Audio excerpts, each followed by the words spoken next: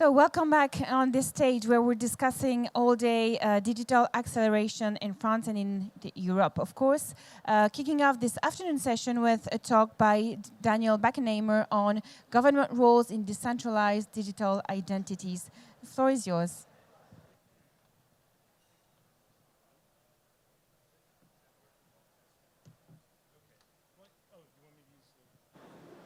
This one's okay. Okay, perfect. Okay, so I figured I would start with, well, I'm Dan BACHENHEIMER from Accenture from Washington, D.C. area in the U.S. Decentralized digital identity. Some people call it self-sovereign identity. So I wanted to quickly define what, the context here. So we have centralized identity where, like my Accenture email and my username and login is centralized. It's Accenture. Federated identity might be using your Google or your Facebook account to log on to another service provider. Decentralized digital identity, I think a common example that I think of is our e-passports, our passports.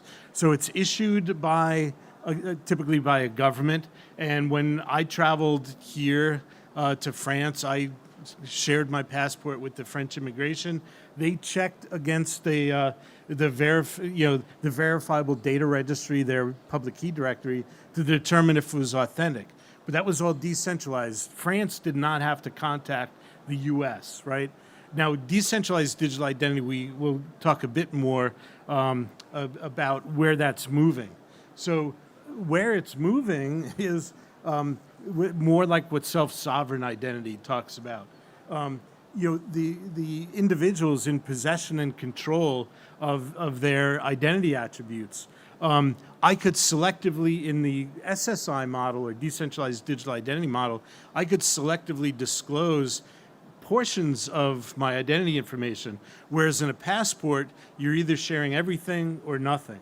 When I share that data through whatever channels in self-sovereign identity, we have, from the holder to the verifier, what's established is this pairwise pseudonymous channel. It's an encrypted channel using keys from the holder and the verifier. And that's as technical as I get, I promise. And the same thing when the issuer writes a verifiable credential into the holder wallet, it's also secure. And that's what I was talking about, the securely getting information in and out of the wallet. And then you could have multiple issuers. Passports, you have one issuer, like in my case, the Department of State. In the case of verifiable credentials, you might have credentials from your government. It might be finance credentials. It might be health credentials, like COVID credentials. Multiple issuers in your wallet. And when you go to a verifier and say you want to, go to a bar and get a drink, you can selectively disclose no information. You could provide a zero-knowledge proof that through cryptographic means, they know that you're over 21, let's say, based on the birth date in my government-issued passport, but I don't have to share my birth date. I just share a cryptographic proof. So those are some of the things that are advantageous in this developing world of decentralized digital identity. This is from, and these slides will be available, but from Trust Over IP organization, we organize this self-sovereign or decentralized digital identity in these 4-layer stacks with technology on the left and governance on the right, as you could see. I put this depiction here on the right because it's an interactive model. When you, if you click on that link, you could navigate all 4 layers on the technology side. You could drill down on these and get a deeper explanation. But really what Trust Over IP is all about is the internet protocol gave us the ability to get from point A to point B to point C relatively easily on in the digital world, but without trust. So what Trust over IP says, let's take the same approach, have a multi-layer stack, and let's establish trust across all these different layers. Because for us to interoperate, we're going to need certain levels of trust. And it might be different levels of trust if it's a government, like a border crossing, versus checking out a library book, if we still do that. So what are the government roles? That's kind of the theme of this discussion. One of the biggest roles that the government has is to establish uniqueness. So what does that mean? So this drawing I did for the World Bank for Identification for Development, typically some countries, not all, have these foundational registries.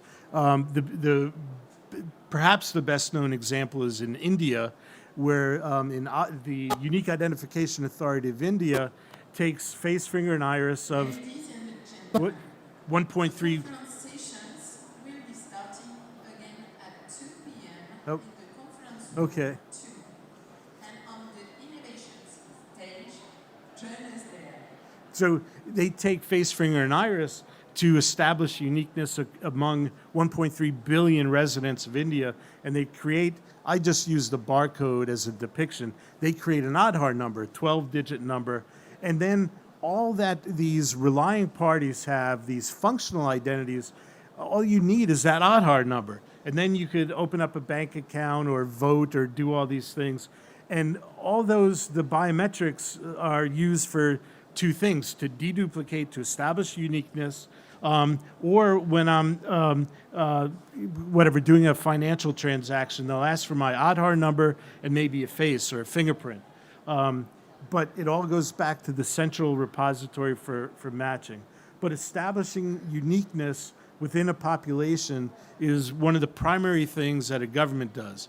Now in the US and Canada, UK, we don't have national IDs. And not everybody has a passport. So the passport agencies do establish uniqueness within the context of that population, typically by doing, because face is required, facial deduplication. But in the US and those other countries, we also have driver's licenses, which are issued by states or provinces in Canada. In the US, we're just finishing up the Real ID Act, which says that, like I live in the state of Maryland, and so to be Real ID compliant, Maryland, before they issue me my driver's license, I have to check with every other state. So what's the government role in digital identity there? To check every other state, to establish uniqueness within Maryland, and make sure I have no other driver's license. So I'm effectively unique within the country. This is just to show, like for ICAO, the International Civil Aviation Organization is the UN agency that's responsible for passports. They have this traveler identification program, and again, they say one of the primary things using evidence of identity that passport issuers should do is establish and validate uniqueness. So that's, and ICAO is a UN organization, as I said, but there's 193 member states that it's governments that are applying these TRIP fundamentals.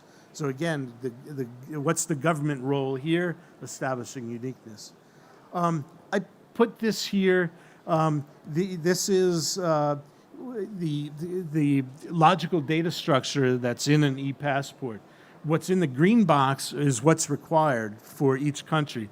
Even though there's 18 data groups, what's required is data group 1, which is basically the biographic information that you could read on your data page.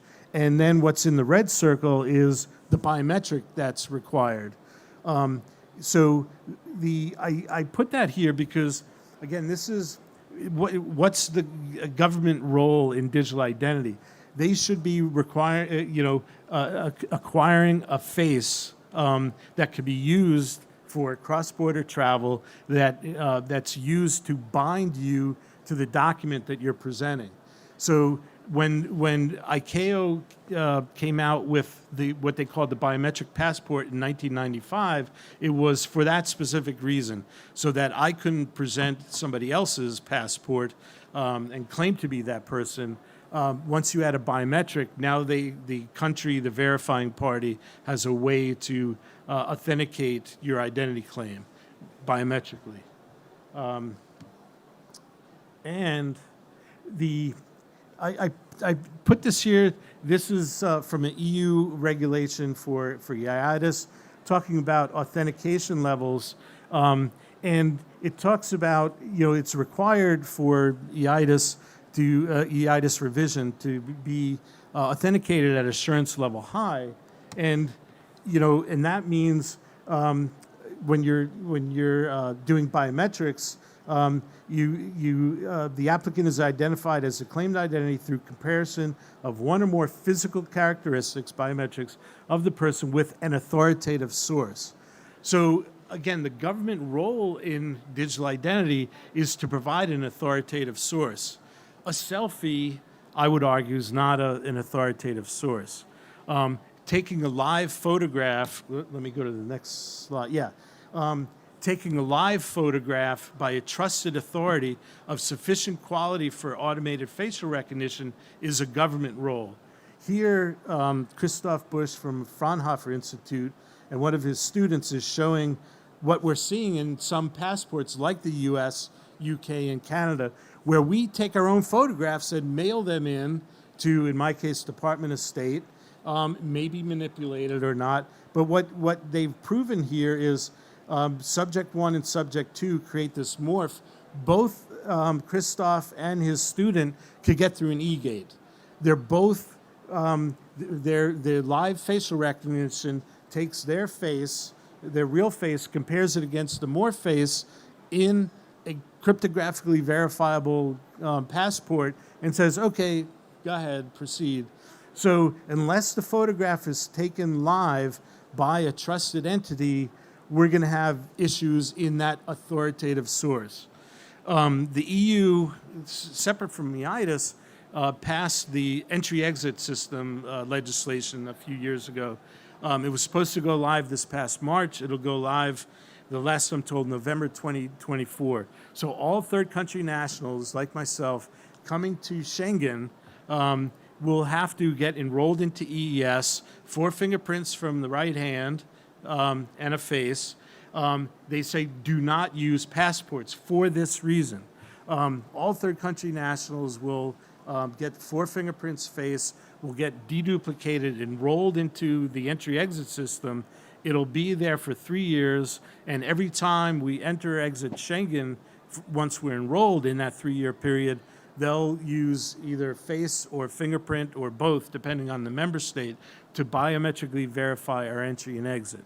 So I mention that here because the government role in digital identity is to establish an authoritative source. And if they don't do it right, like the US, Europe is going to have to do something, like create their entry-exit system. I put this here. These are some ISO specs, but it's basically the level of assurance associated with different actions. So the enrollment phase, like what I'm railing upon in the Department of State, is doing this identity proofing, identity verification, and this is where we establish uniqueness. And this is where we have different levels of assurance in that enrollment phase. And there's an EU regulation on levels of assurance. So this is what some of the ISO levels of assurance is. Again, in the EU is saying level of assurance high. And these are just examples. So again, the identity proofing and the issuance I highlighted here because these are the government actions typically. Whereas authentication in digital identity might be a bank. It might be a police officer with a mobile driver's license, right? But the government role is typically the identity proofing and the issuance. Again, this is just a NIST document, a U.S. document, identity resolution. Again, this is just that establishing uniqueness, that the claimed identity corresponds to a single unique individual within the context of the population. So, yeah, and I just put in this latest version of this NIST document, they talk about biometrics and biometric performance. In the EU EIDAS legislation, they didn't want to touch biometrics at all. So it's up to the member state to establish what they may or may not want to do with biometrics when they issue their digital identity documents. Yeah, so there's all sorts of performance. I put a little indication here when you're doing one-to-one performance when you authenticate, like when that e-passport is put in the e-gate and my face is compared to live, we use these false match rate and false non-match rate. So what that says here, according to NIST, 1 in 10,000 of those transactions, I'm going to get a false match. In other words, it's going to let an imposter match against my passport 1 in 10,000 times. The false non-match rate, where it's me, it's actually Dan using Dan's passport, this is a convenience thing. 1 in 100 times it's going to say you're not Dan. But this is where, the relying party has to decide, if you make it 1 in 100,000 for more security, your convenience is probably going to go up, depending on the algorithm that you use. And what I was saying here is for identity resolution, you have to factor in the size of the gallery, and we use a different measure, false positive identification rate and false negative identification rate. Same sort of thing. But so the other primary role that the governments have is establishing trust ecosystems. And we'll talk about that. So again, using e-passports as an example, the ICAO, that UN agency with 193 member states, has established this public key directory. 93 countries are participating in the public key directory. So the public key directory is the trust ecosystem. When I came to France, France looked up the signing certificate of my passport and said, is it on that trust list? And any passport or identity card that has that little logo, means it's a biometric or an electronic passport, so that you can cryptographically verify the authenticity and integrity of that document, of either one of the, or any document that has that logo. So similar in EIDAS, not existing today, it's not used by many European countries. Hopefully when EIDAS revision or EIDAS 2 comes out, it'll get used more. But even today, there's a bunch of those trust lists that each country puts their public keys here, kind of like what ICAO did for e-passports, but each country establishes their trust list here. So if I showed up to Croatia and I had a France ID card, Croatia could check the authenticity and integrity of that French document by checking France's trust list. So again, a government role in a trust is to establish these trust ecosystems. Then, the other roles are, these conformity, accreditation. The wallet solution lifecycle is that whole life cycle is the issuance by a member state of and it could be a private company that does it for a member state, but it has to be considered valid once it passes all the audits, the security audits, all those audits that the EU has established. And I put this to tie it back to digital identity. One of the core requirements that governments are required to do within the context of the EU Digital Identity Wallet is to establish the PID, the Person Identification Data. And this is just like your passport or your national identity card. This is done by the member state. All the other credentials in your EU Digital Identity Wallet could be qualified or unqualified. Let's see. Oh, no, I didn't put that in here. But the EU Digital Identity Wallet will have qualified electronic attestations, attributes, or unqualified. And the main difference is if it's qualified, it goes through more EU scrutiny. But your school, your education, university might put a credential in your wallet that's probably not going to be a qualified electronic attestation of attributes. It's going to be unqualified. Let's see. Okay, then I have a couple slides of other examples of government role in digital identity. So UK has established their digital identity and attributes trust framework, similar to what EU has done, but not as comprehensive. And again, these slides will be available. Australia, they have their TDIF, their Trusted Digital Identity Framework. I have a link to that. But much like the EU, they're establishing a framework. And it has levels of assurance. It's not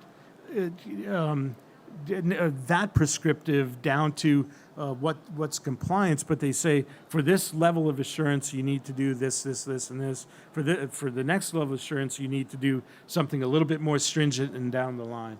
And then Canada, I believe. Yep, Canadian.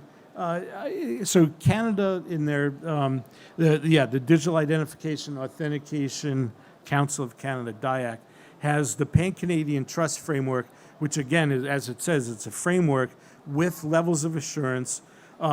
We got through, because I helped out a bit, the digital wallet overview, what is a digital wallet, and then the conformance profile.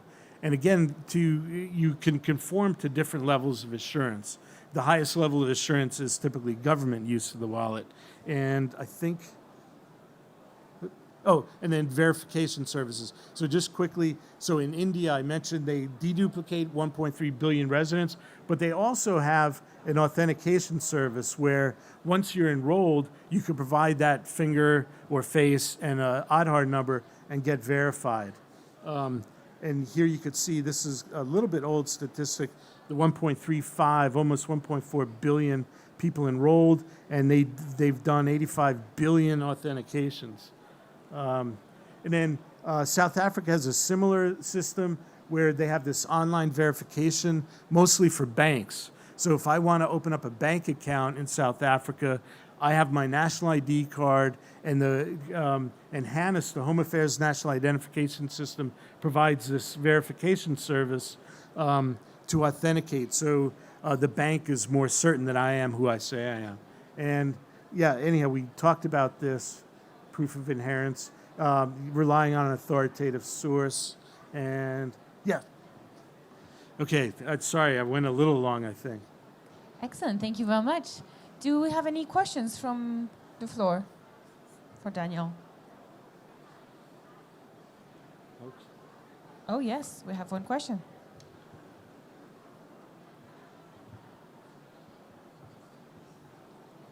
Hello. Well, thank you for the presentation. It was very interesting.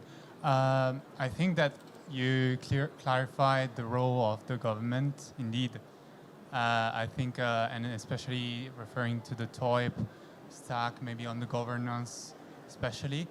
What I'm thinking right now is also, well, in the industry, well, how can we make sure that yes, the government takes its place, but we start building on top of these technologies right now, while knowing that these technologies are under discussions, like W3C. I know that in the US, there's been the current discussion about the driving license in the digital format. And so these things are moving fast, but how can we prepare in the business so that we can meet the expectation of the government in 5-10 years' time? Right. So one of the projects I'm working on, for example, and even better during COVID, IATA, the International Air Transport Association, had their solution for COVID credentials. So it didn't rely on any government resources, but they created W3C compliant verifiable credentials based on your identity information, scanning your passport, and then putting that in your wallet. But as soon as you do that, you lose the cryptographic integrity, so it's no longer signed by the government, but it's signed by IATA in this case. And you scan your COVID credential into the wallet. And then you could share that with the airline through verifiable credentials. We're doing a similar pilot now with IATA for One ID, where it's not COVID credentials, but just travel credentials. So you could get through 4 points in the airport, check-in, bag drop, security, and biometric boarding, not border crossing, because it's all commercial attestations, not government attestations. But in order for there to be trust, you really need to anchor on a government-issued credential. So industry is moving forward, and hopefully one day governments will start issuing verifiable credentials. Now, there is a such thing as a digital travel credential, but just like the e-passport, no selective disclosure, and you're very aligned to government use only, not commercial use. Yeah. Excellent. Okay, well, just one quick question because we have to go to the next one, but I'll leave you one. Yeah, thank you for the great presentation. You kind of highlighted the role of standards for the whole development. And I was wondering, how would you see the role of organizations like the OpenID Foundation, for example, in setting these standards for what is to come in the future? Yeah.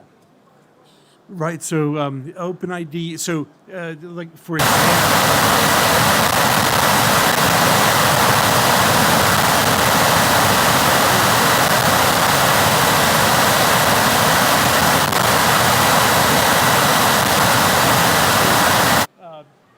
Right, so the OpenID Foundation. So one of the things that both the EU Digital Identity Wallet and mobile driver's license, ISO standard on both of those, are using OpenID for VC, verifiable credential issuance, to get things into the EU Digital Identity Wallet, and OpenID for VP, for verifiable presentation. So these standards are using these industry founded, well, these are standards and code. There's related code from OpenID, from Decentralized Identity Foundation, and then things like from Trusted Over IP is more guidance. Yep. Oh, it's back for the next presenter. Yep. Thank you very much, Daniel. Scared me. Okay. Yep. Yep. Thank you very much. Thank you. Thank you. Oop, better take this.